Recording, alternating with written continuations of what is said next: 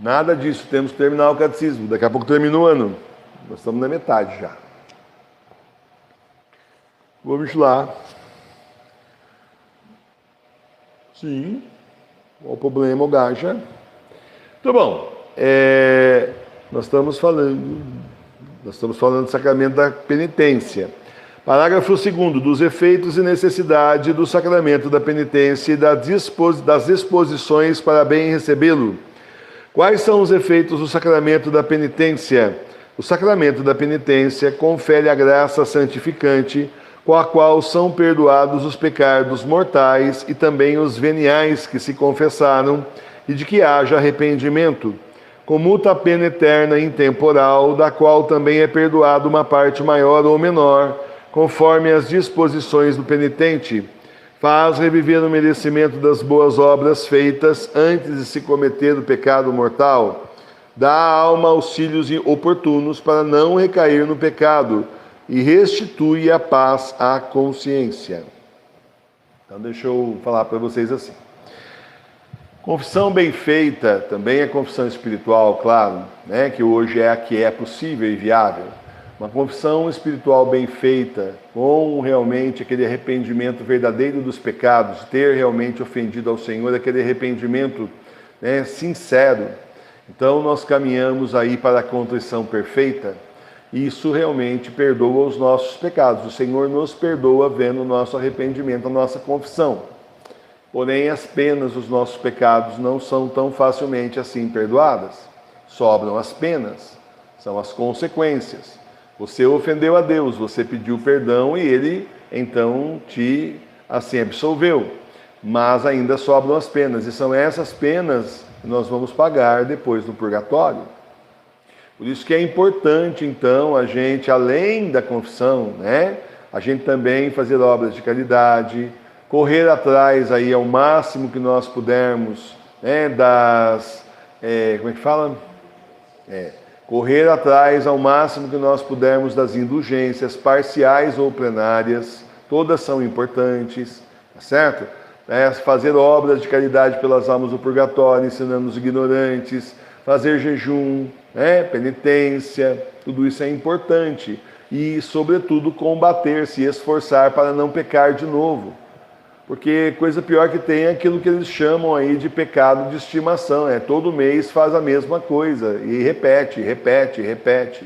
Tem gente que faz isso, assim, por descaso, né? A pessoa, assim, ignorante das coisas de Deus, ela acha que tudo bem, ela peca, mas depois Deus perdoa. Então é assim, irmão, eu te ofendo, mas depois eu peço desculpa, tudo bem para você?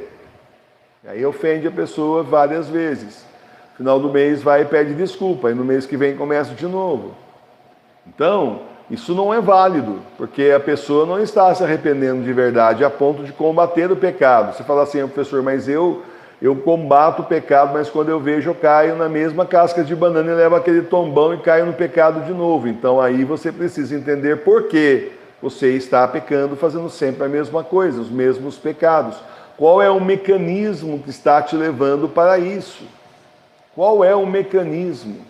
Uma pessoa que você conversa sempre que te leva a pecar, uma situação, um site, livros, conversas, o que é que está levando? Que pecado que é?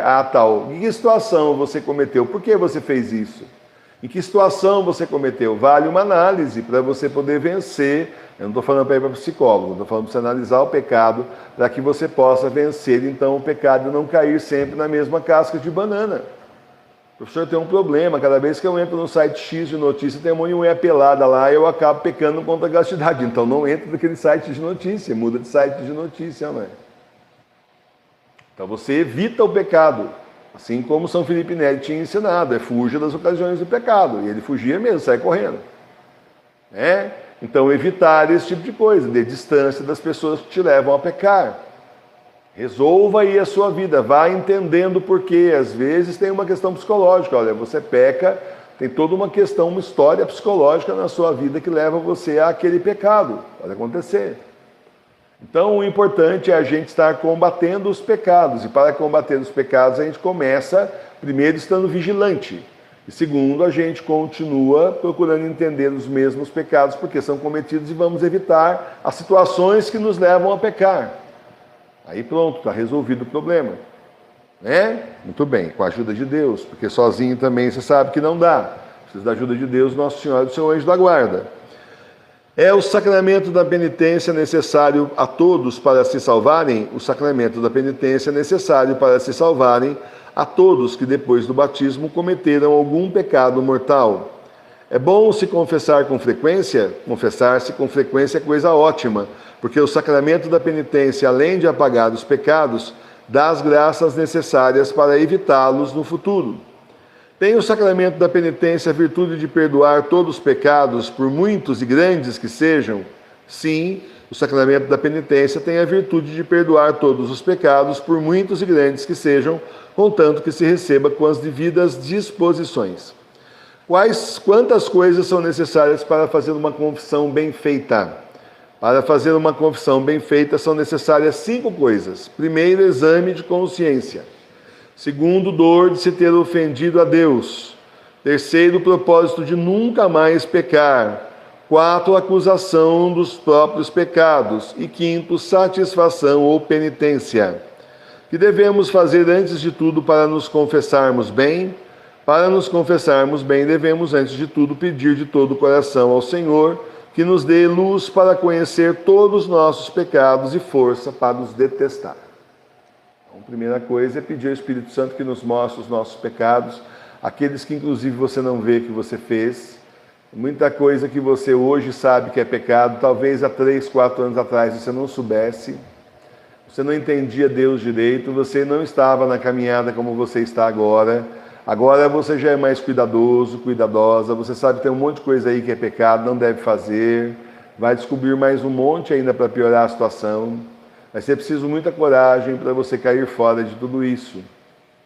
Certo? Uma batalha muito grande contra o pecado. O que é batalhar contra o pecado? Batalhar contra você mesmo? Não, é batalhar contra o diabo, que fica te inspirando os pecados, te tentando para que você peque. O jogo é assim, ele te tenta, você não peca, você resiste, você o manda embora em nome de Deus da Virgem Maria. Essa é a regra do jogo. Se você cair, o pecado é seu e não dele. Não adianta querer argumentar para o Senhor, é que eu fui tentado. É claro que foi tentado, todo mundo é tentado, mas você caiu, né? É você que caiu. O demônio não te empurrou, ele simplesmente te mostrou o pecado, né? Sugeriu, atiçou, mas não foi ele que fez o pecado. No fim das contas, quem faz o pecado é você. Por isso que nem adianta a gente, quando confessa, colocar culpa nos outros, muito menos assim no diabo também, né? Porque o Senhor sabe que foi tentação, mas o Senhor também sabe que você tem que resistir. O Senhor mesmo não resistiu às tentações do deserto, exemplo para nós. E olha que lá o demônio usava aí as escrituras. Teve um indivíduo que falou aí, mas você acha que determinada aparição que você está falando que é do demônio, ela mandaria todo mundo para a missa? Sim, com certeza que eu acho. O demônio faria isso, porque não tem missa mais, é missa falsa, está todo mundo em heresia, comungando da heresia do falso profeta e indo para o inferno junto com ele. Então, claro, sim, claro que ele mandaria. Aí o outro apareceu hoje. Mas você acha que o demônio mandaria a pessoa se confessar? Sim, sim, claro que mandaria. Especialmente essa confissão aí que nós temos agora. Mandaria sim. Confissão aí da falsa igreja, claro que mandaria. Confissão que chega lá, o padre não atende, porque diz que depois de 60 anos a pessoa não peca mais e não atende, tá? Não atende mesmo, dispensa a pessoa. Confissão que o padre passa a mão na cabeça e fala, tá tudo bem, Jesus pagou pelos seus pecados, passa a mão na sua cabeça, manda você embora e simplesmente não te dá absolvição. É claro que ele mandaria, sem contar os outros tantos que você tenta confessar e não consegue, eu vou para claro que ele mandaria. Certeza. Certo? Então, a questão é essa. A pessoa está considerando aí errado, ela está levando em consideração uma igreja que não existe mais. Agora a igreja bergoliana. E é claro que o demônio mandaria as pessoas para a igreja bergoliana. Óbvio, a igreja é dele, velho. Estão todos aí mancomunados. Bom, com certeza o falso profeta é mancomunado com o anticristo, levando todo mundo para a religião mundial. Pois com certeza que levaria a pessoa para cá, para da igreja falsa ir para a igreja religião mundial do anticristo, óbvio. Umas coisas que... são até bobinhas de falar, né? Olha, eu não vou continuar hoje, porque agora ele vai falar de cada uma desses passos. Exame de consciência, dor de ter ofendido a Deus, propósito de nunca mais pecar, acusação dos próprios pecados, satisfação ou penitência. Cada um é um tópico, então continuamos na sequência, tá bom? São tópicos curtinhos, mas vai ficar muito grande hoje. E é importante a gente ir absorvendo aos poucos a informação.